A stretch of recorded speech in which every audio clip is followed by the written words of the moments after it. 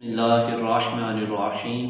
अस्सलातु वस्सलामु अलैका या सय्यदी या रसूलल्लाह व अला आलिका व अस्हाबिका या सय्यदी या रहमतल लिल आलमीन। अल्लाहुम्मा अंसिहुल मक़अदल मुक़र्रबा इंदका यौमल क़ियामह। हज़रत मुआज़ बिन जबल रज़ियल्लाहु ताला अन्हु एक मरतबा सफ़र पर जा रहे थे तो आप सल्लल्लाहु अलैहि वसल्लम की बरगाह में हाज़िर हुए। आप सल्लल्लाहु अलैहि वसल्लम से पूछने लगे, या रसूलल्लाह सल्लल्लाहु अलैहि वसल्लम कोई नसीहत कर दीजिए।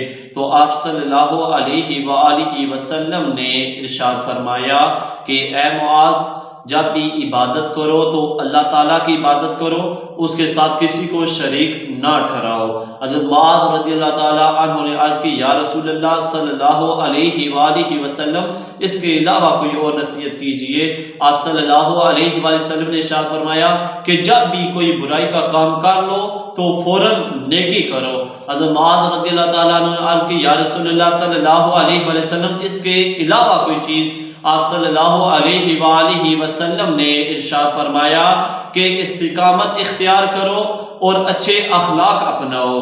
इस हदीस में आप सल्लल्लाहु अलैहि वसल्लम ने हज़रत मुआज़ रज़ियल्लाहु ताला अन्हु को जो पहली बात बताई वो ये कि अल्लाह ताला की इबादत करो, अल्लाह ताला के अलावा और किसी की इबादत ना करो। जब भी तुम सजदा करो तो अल्लाह ताला का सजदा करो, इसके अलावा किसी और को सजदा ना करो।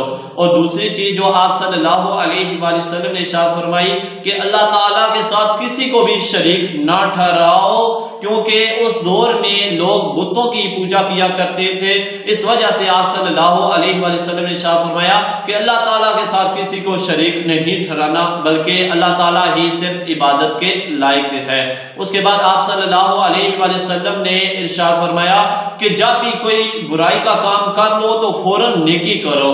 तो इस जगह मुराद ये है कि अगर तुम कोई भी बुराई का काम करो तो फौरन तौबा करो और उसके मद्दे मुकाबिल कोई ना कोई नेकी का काम कर लो।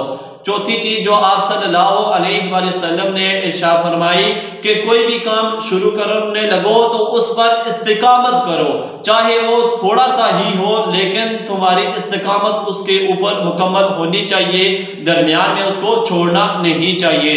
आखिरी चीज आप सल्लल्लाहु अलैहि वसल्लम ने इरशाद फरमाया कि अच्छा अखलाक अपनाओ, यानी लोगों से अच्छे तरीके से गुफ्तगू करो, अच्छे अंदाज में गुफ्तगू करो।